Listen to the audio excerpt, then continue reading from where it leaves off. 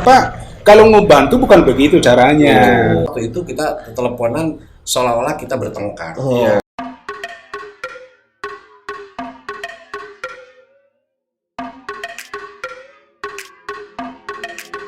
Ya, 2, 1. Itu baru. Nah, ada yang tahu nggak kita kira-kira aba-aba tadi buat apa coba ininya gunanya? 3-2-1 gitu ya. Iya, apa kira-kira ininya? Gunanya apa coba? Kompak, semangat. Oke. Apalagi?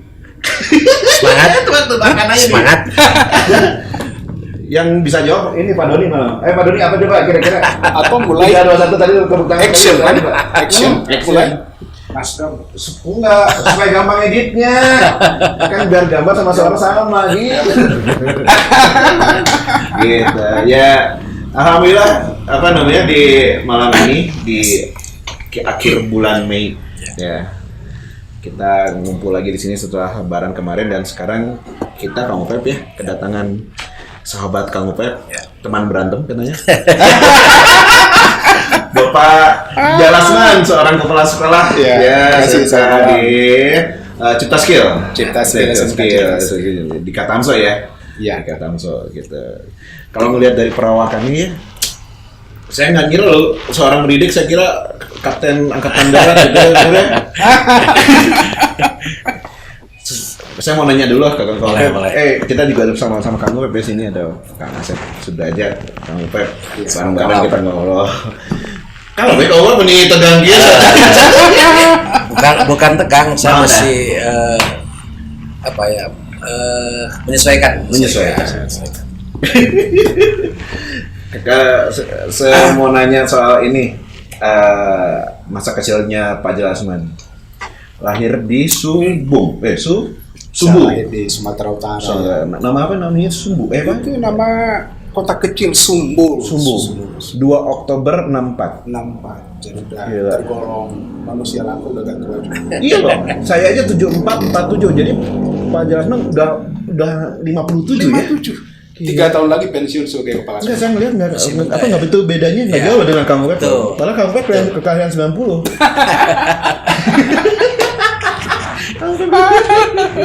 Ceritain dong awal ketemunya Anda berdua ini. Tadi kan kita udah cerita sambil ngopi tadi. Wah, itu seru beliau yang gimana tuh diceritanya gimana?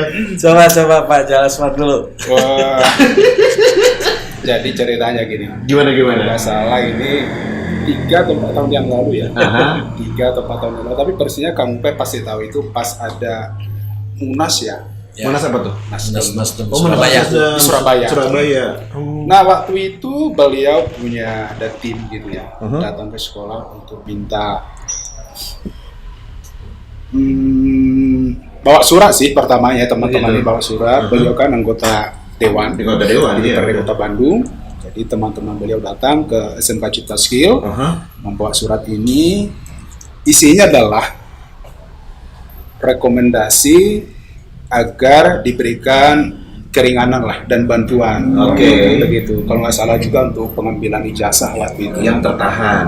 Sebetulnya nggak kita tahan. Memang belum diambil. Belum diambil, nggak ada kita tahan. Oh gitu. Iya, kan kita belum diambil waktu itu.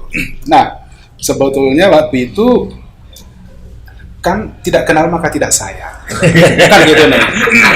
Jadi waktu itu ini teman-teman ini siapa ya? Gitu. Oh gitu. Saya berpikir gini.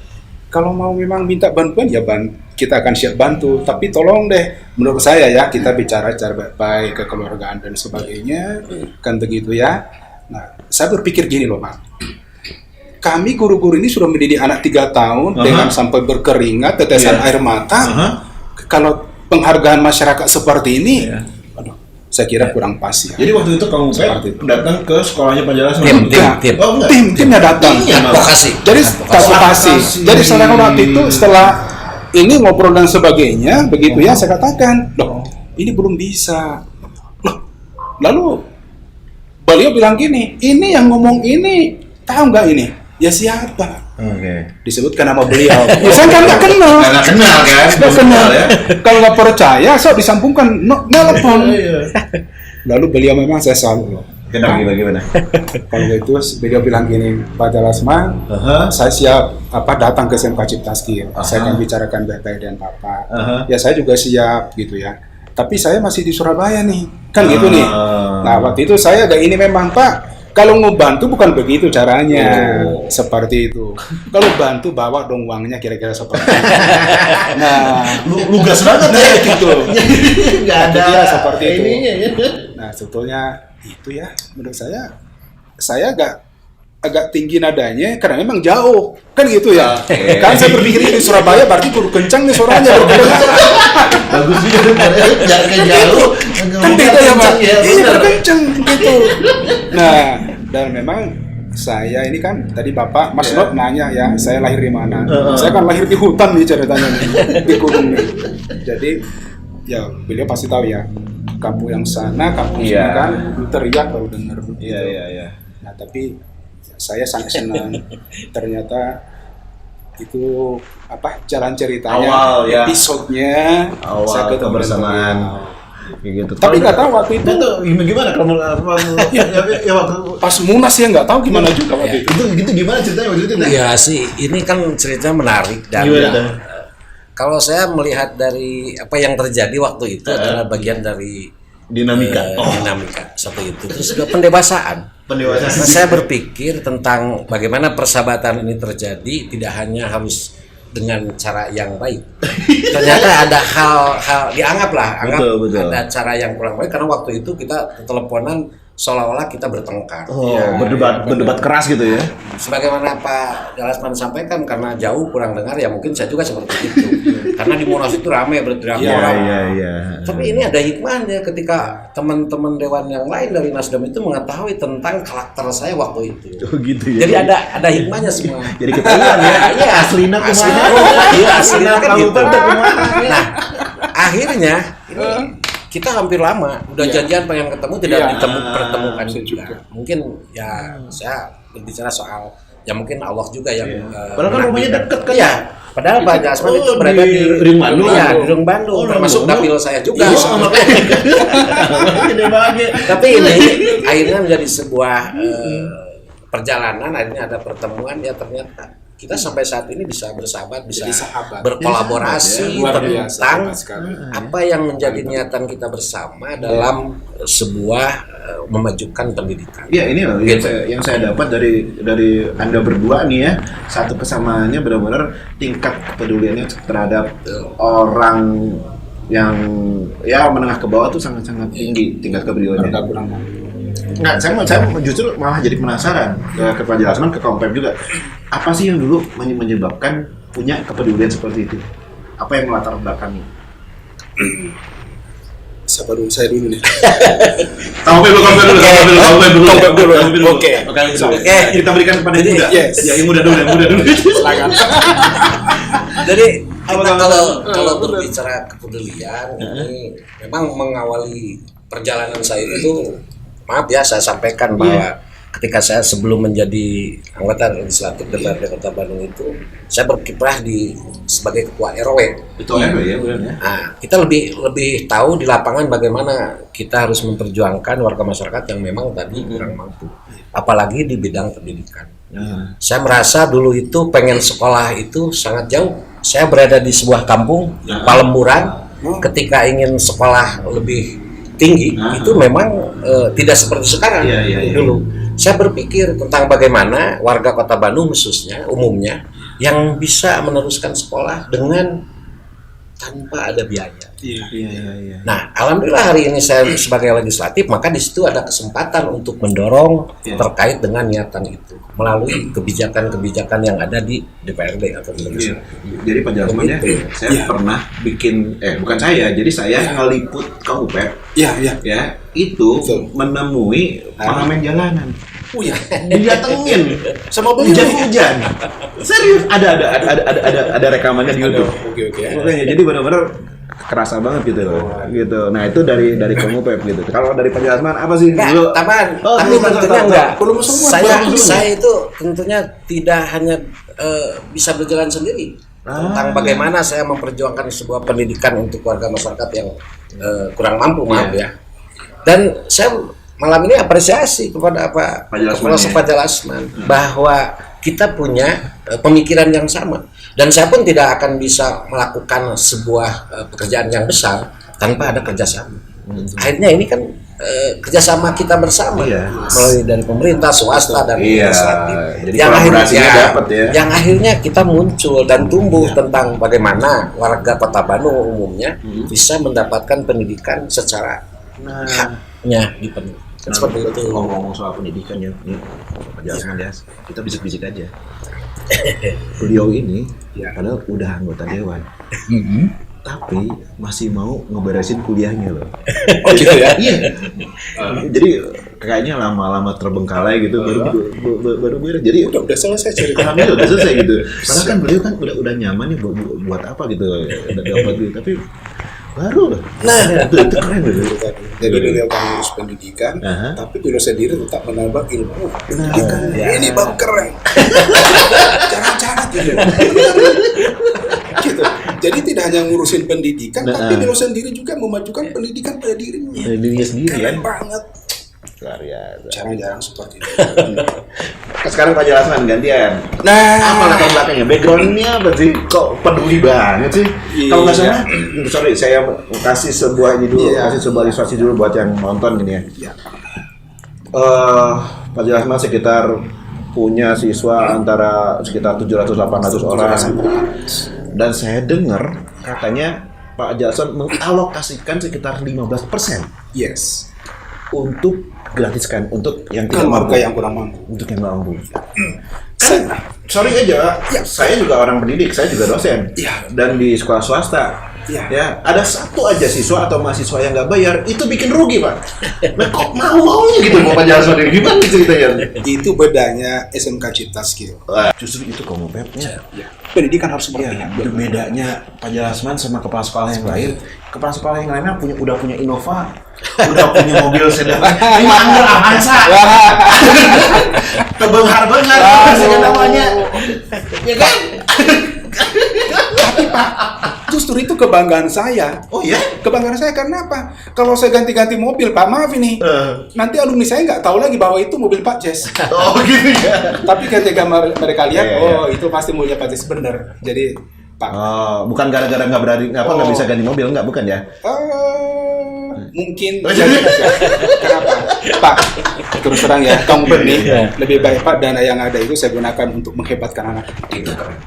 Itu Supaya kompetensi mereka hebat. Betul. Untuk membantu yang kurang mampu. Ya. Makanya sekarang Pak, 15% Pak, kuota jumlah siswa Cipta Skill, mohon izin Ya. itu kita peruntukkan bagi Ya. mereka yang kurang mampu atau yang jalur afirmasi. Karena mengalokasikan pembiayaan untuk Yes. pendidikan itu adalah sebuah investasi, Yes. betul kan ya? Yes. Untuk masa depan, untuk Yes. generasi berikutnya. Dan ini juga sebagai misi sosial kita. Iya. Sebab apa? Ketika kita sudah melakukan hal seperti ini, sebetulnya disitulah apa? Nilai value pendidikan sesuai dengan pembukaan Undang-Undang Dasar 194 itu.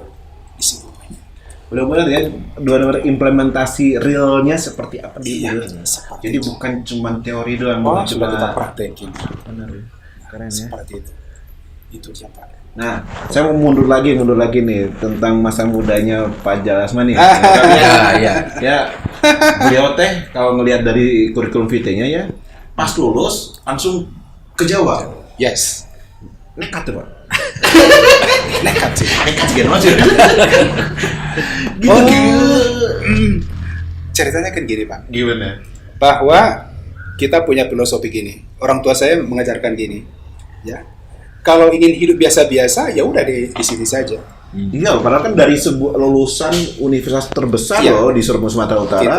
Iya. Iya. Kalau sudah biasa-biasa ya. Iya. Tapi kalau mau ingin hebat luar biasa, memang harus pergi. Harus keluar dari zona nyaman ya. Jadi diperhatikan, orang tua saya kan petani Pak. Petani ya. Petani. Jadi ketika nanam padi di Pesemayan ya, Kang Beb ya. Jadi yang namanya penyemayan padi itu, kalau di situ terus dia akan tumbuh Pak. Hanya begitu aja, nggak berkembang. Begitu. Nah, tapi kalau dia dicabut dari situ, lalu pindahkan ke tempat lain, dia akan tumbuh jadi hebat di situ. Itu Beranak. filosofi yang ditanamkan, beranak pinak Pak. Nah, tapi yang pasti Pak, tujuan saya sebetulnya memang asli waktu itu ingin memajukan bangsa ini. Dan langsung memang pinginnya ngajar ya dari Jadi awal. guru, Pak.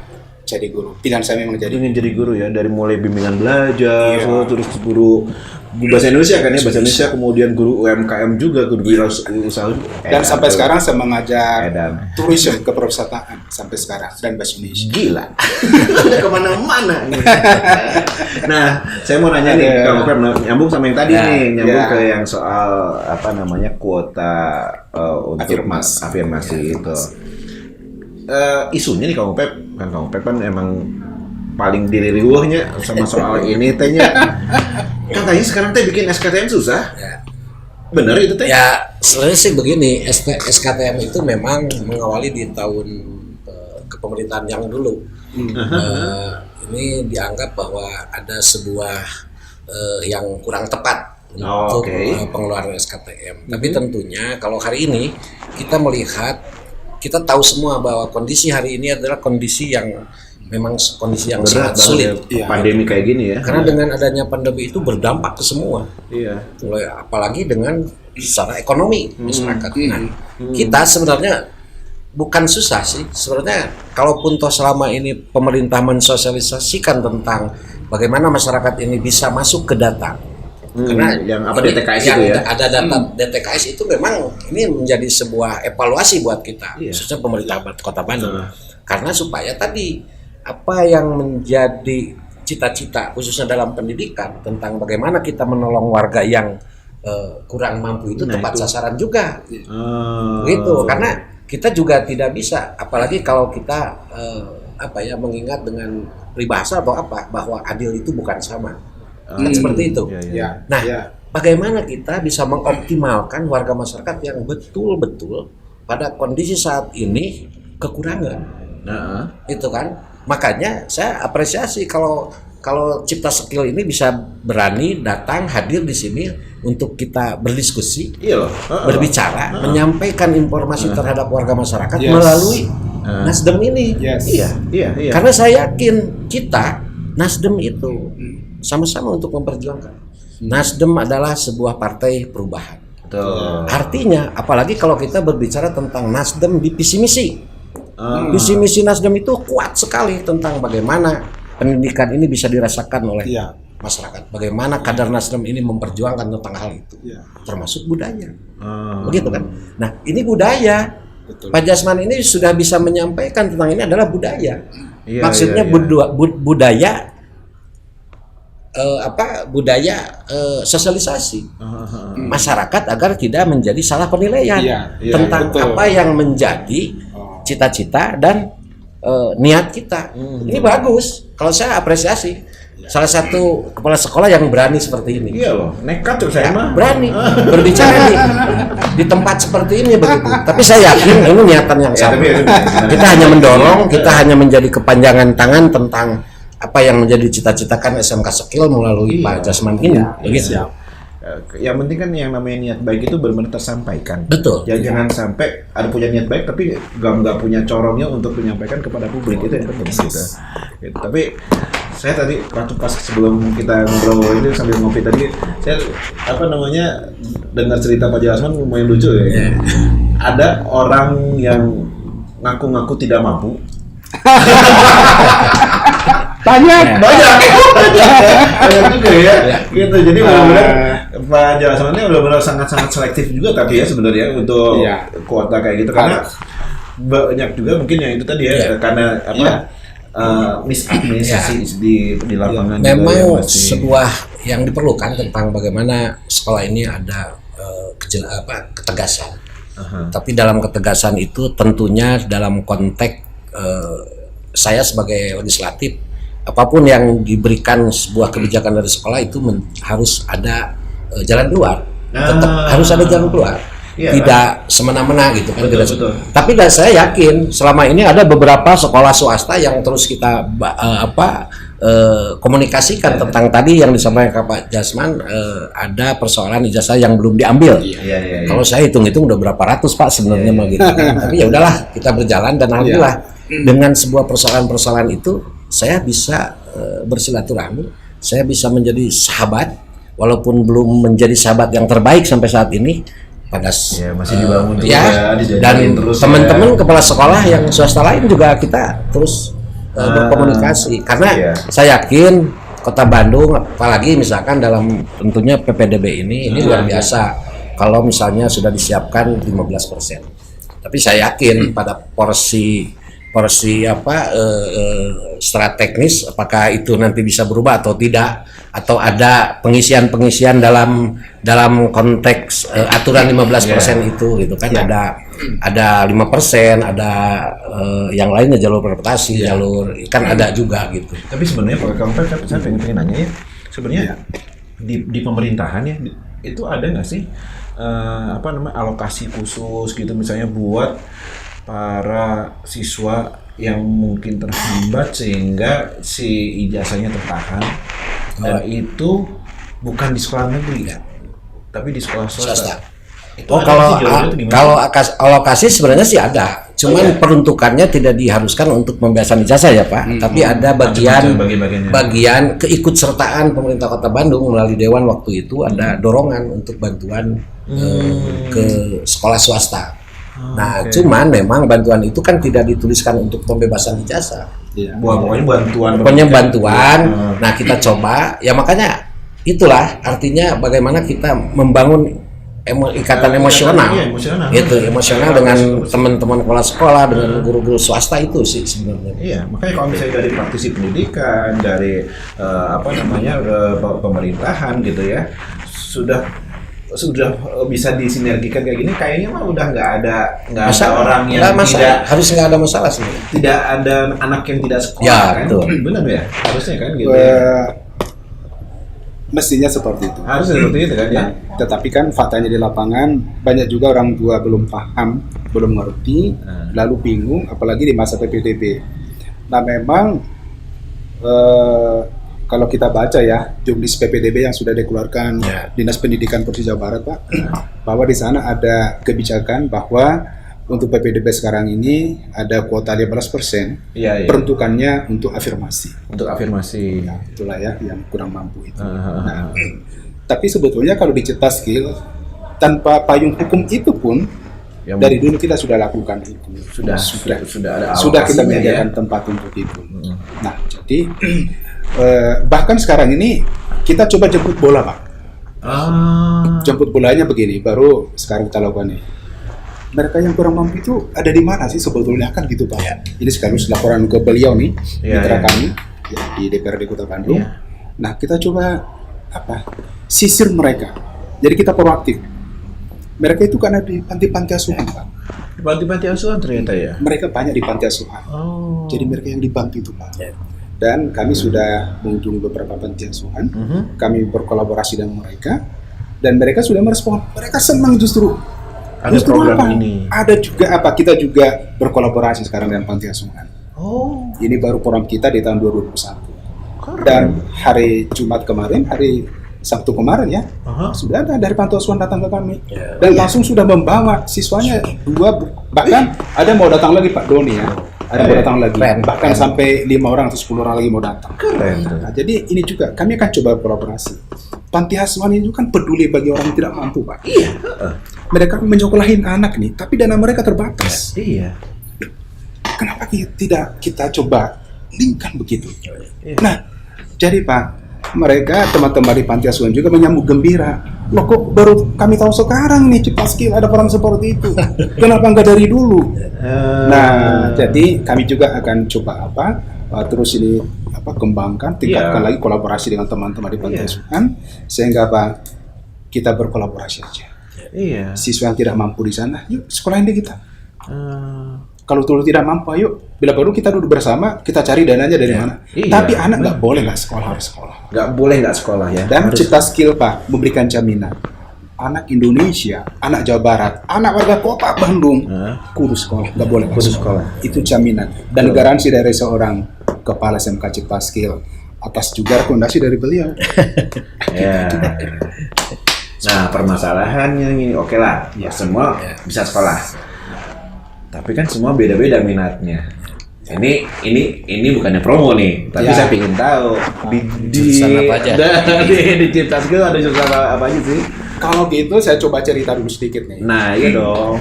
Ini sebelum ini ke sini nih. Aha. Biasanya kan kemarin nih. Harusnya kemarin benar.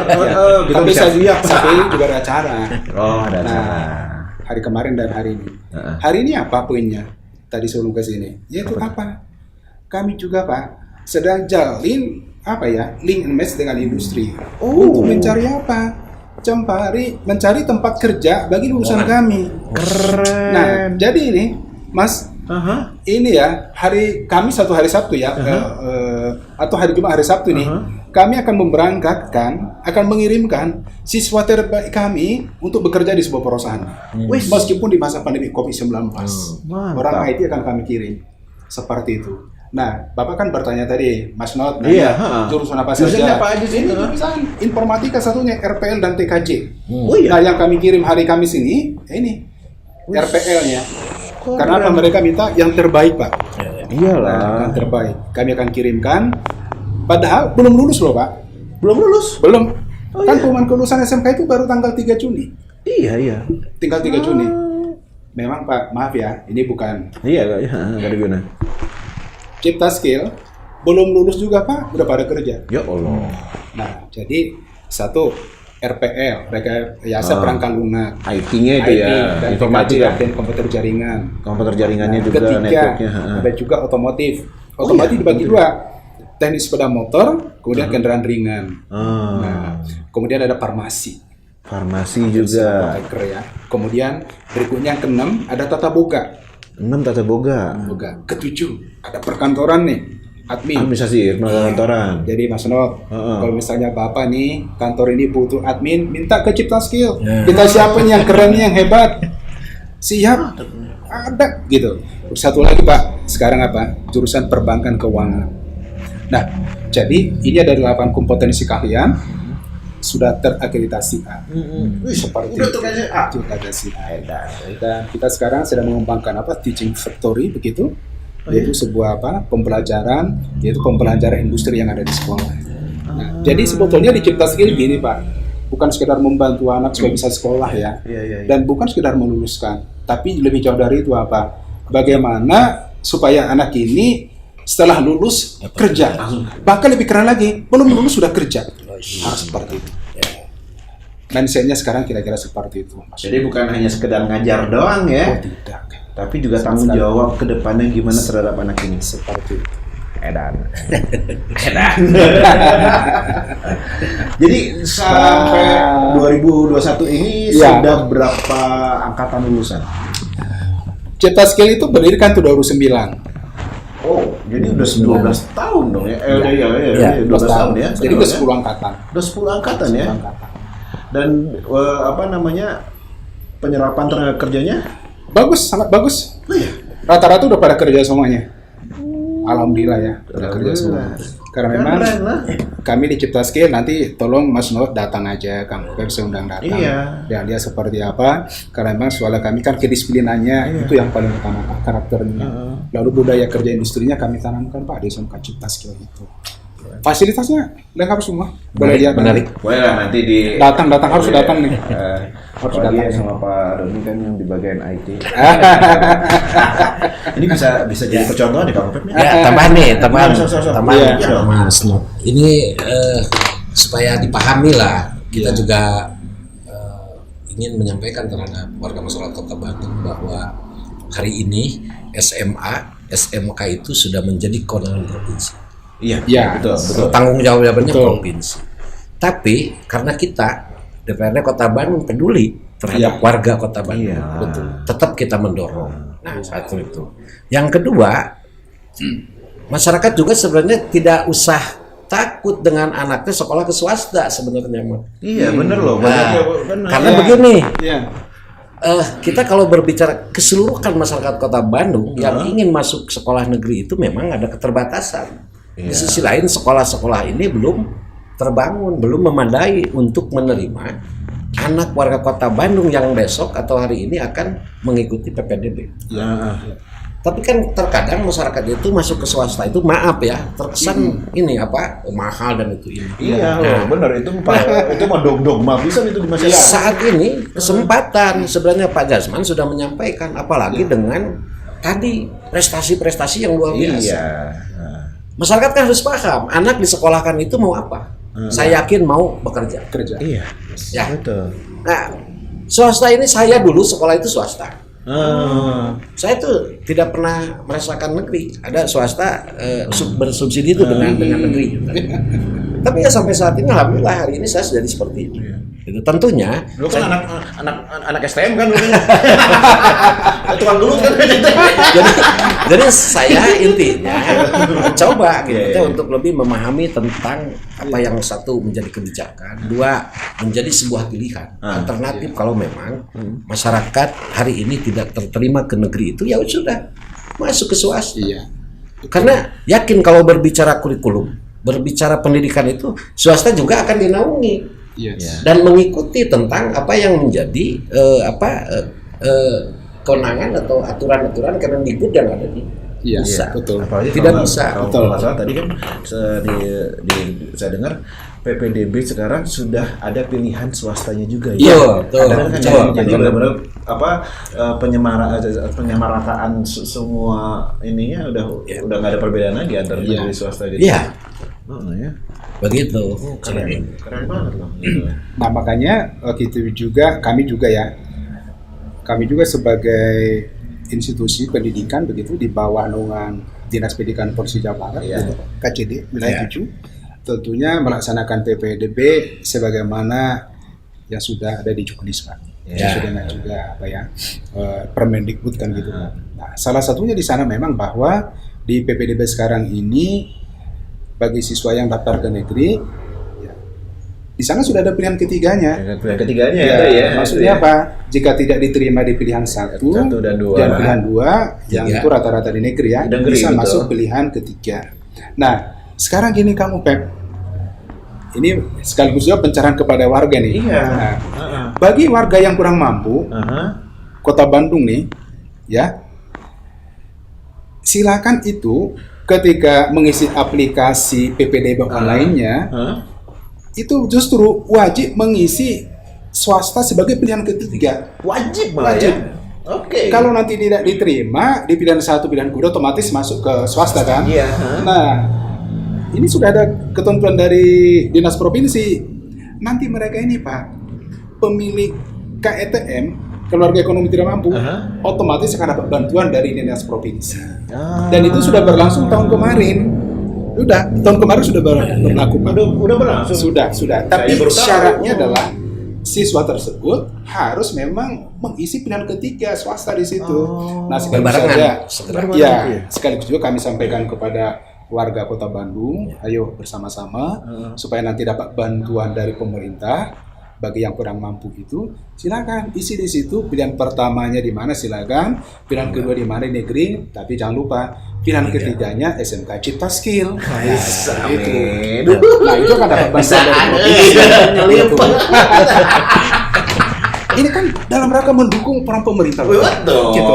Nah, dengan cara seperti ini, Heeh. warga Kota Bandung, kami sudah ikut berjuang membantu mereka juga untuk membantu perjuangan dari beliau. Betul. Makanya kami juga selalu berkolaborasi dengan DPRD Kota Bandung. Meskipun kami di provinsi, tapi warganya kan warga Kota Bandung. Tuh. Iya. Gitu. Warga Kota Bandung Iya. ya. Iya. Pokoknya mah intinya mah eta jangan sampai ada warga Kota Bandung yang tidak sekolah. Yes. Dan jangan lupa pilihan ketiga Yang ketiga. SMK Cipta Skill. Cipta Skill. Gitu. Baiklah. Ya, Pak Jasman, Kang Upep, makasih banget buat waktunya. Ya, kita pasti bakal nyambung lagi berikutnya. Pasti banyak yang dibahas berikutnya. Apalagi kan ini juga PPDB juga kan baru mau mulai kan. Sekarang pasti nanti gimana dinamikanya segala macam kan pasti publik juga butuh pencerahan. Ya. Jadi pasti kita ngobrolnya nggak cuma sampai sini doang ya. Jadi sekarang kita sudahi dulu. Kita ketemu lagi di lain kali. Ya, terima kasih atas waktunya. Ya, dan kita akan tutup lagi seperti tadi kamu Siap ya? 3, 2, 1.